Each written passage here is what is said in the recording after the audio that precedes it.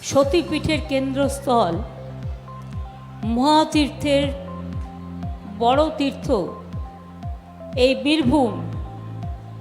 আমাদের 51টা যে সতীপীঠ আছে তার মধ্যে কঙ্কালীতলা থেকে শুরু করে, ফুল্লরা মন্দির থেকে শুরু করে, নলহাটেশ্বরী থেকে শুরু করে, আমাদের বক্রেশ্বর থেকে শুরু করে, আমাদের সকলের প্রিয় মা তারা, বিশেষ করে তারাপীঠ আমাদের সকলের একটা স্বপ্ন। এবং আজকে আমি সবচেয়ে খুশি, আমাদের সবাই তো এসছেনই, কিন্তু প্রেসিডেন্ট তারা মা সেবায়েত সমিতির শ্রী তারাময় মুখার্জি এবং তারা মা সেবায়েত সমিতির ধ্রুব চ্যাটার্জি, তারা আমাদের মধ্যে এসছেন। আমি তাদের প্রথমেই আমার কৃতজ্ঞতা প্রণাম জানাই। আর মা তারার কাছে আমার একটা ফুল নিশ্চয়ই সুকুমার সবসময় দেয়, এবং আবার বলবো, সুকুমার আশিসদাকে নিয়ে একটা ফুল দিয়ে দিও। আমার এখানে আশিস ব্যানার্জি দীর্ঘদিনের পরিচিত মানুষ, এখানকার মানুষের ভালোবাসার দিশা। যখন সিপিএমের অত্যাচারে মানুষ অত্যাচারিত কথা বলতে পারত না, সেই তখন থেকে তিনি আমাদের সাথে আছেন। আশিসদা আছেন, চাদু আছে, বিকাশ আছে, রানা আছে, কাজল আছে, আছে আমাদের সভাধিপতি কাজল এবং স্বর্ণলতা সোরেন সহকারী সভানেত্রী। তাছাড়াও অনেক জেলা পরিষদ, গ্রাম সভা, পঞ্চায়েত সমিতি, মিউনিসিপ্যালিটির বুথ, ব্লক, জেলার অনেক নেতৃবৃন্দ।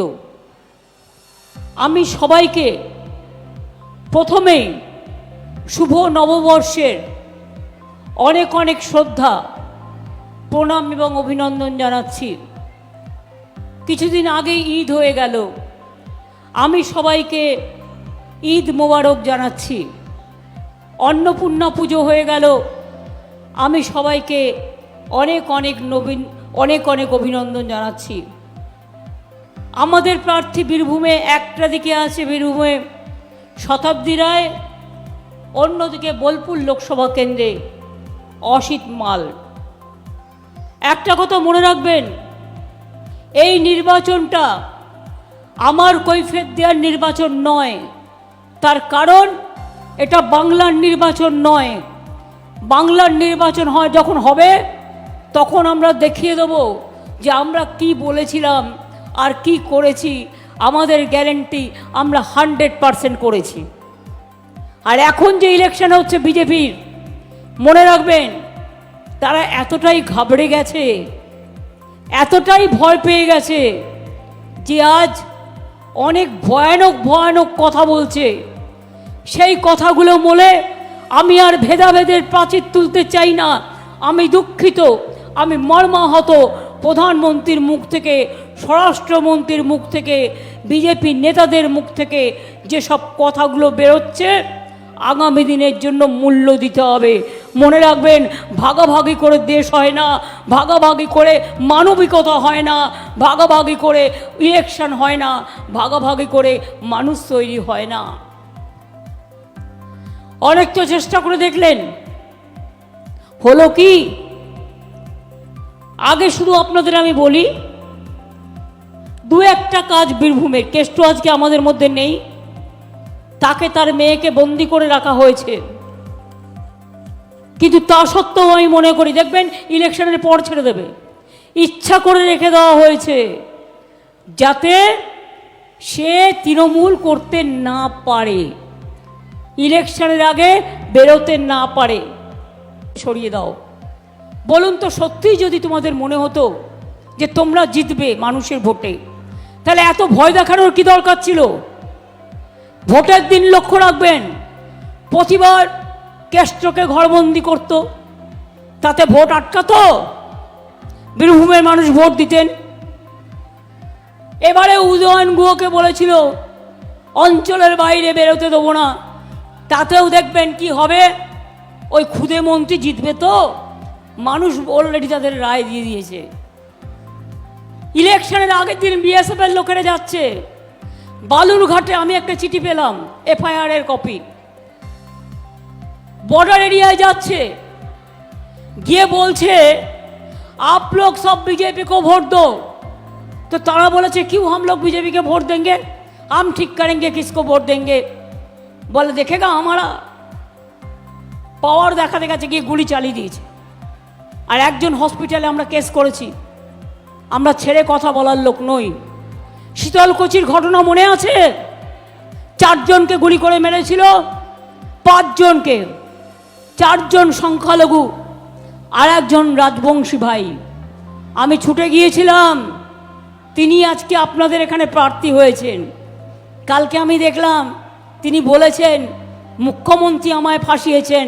মুখ্যমন্ত্রীর কাউকে ফাঁসানোর ক্ষমতা নেই, আপনি নিজের জালে নিজে জড়িয়েছেন। আপনার বিরুদ্ধে তো ডিপি চলছে, আপনাকে তো স্টেট গভর্নমেন্ট ক্লিয়ারেন্স দেয়নি। আপনি বিজেপি করছেন, করুন, ভালো কথা, ভালো করে করুন, কিন্তু মনে রাখবেন যে কথাগুলো আপনি বলছেন, আমি আপনার বিরুদ্ধে কথা এখানে বলতাম না যদি কালকে আপনি এই বিবৃতিটা না দিতেন। আমি ফাঁসালে তো ভালো করে ফাঁসাতে পারতাম, কিন্তু আমি এসব করি না। তার কারণ আমি যেটা করি সেটা মানুষের কাজ করি। বিএসএফের জওয়ানরা গুলি চালিয়েছিল কার কথায়? শুধু এই প্রশ্নটা জিজ্ঞেস করুন, 5 জন যে মারা গেল তাদের জীবনের দাম কি আপনার কাছে আছে? আজকেও এখানে এসছেন, দয়া করে সরি কারো জীবন কাড়বেন না। পারলে জীবন দেবেন, কিন্তু জীবন কাড়বেন না। আজকে বিজেপির রাজনীতি জীবন কাড়ার রাজনীতি, হঠকারিতার রাজনীতি, বিভেদের রাজনীতি। আবার কত বড় সাহস, বলছে 3 মাস বাদে লক্ষ্মীর ভাণ্ডার বন্ধ করে দেবো। এত বড় সাহস! বলে তৃণমূল কংগ্রেস তো নিজের সরকার নিজে ফেলবে। অত সস্তা নয়, তৃণমূল এখন রইল, সারা দেশও চালাবে আর তোমাদের কাছ থেকে বুঝে নেবে। লক্ষ্মীর ভাণ্ডারে হাত দিয়ে দেখো, ওটা তোমার টাকা নয়, ওটা তোমার পরিচয়ের টাকা নয়, ওটা মায়ের আত্মগরিমার টাকা, ওটা আমার মা লক্ষ্মীর টাকা।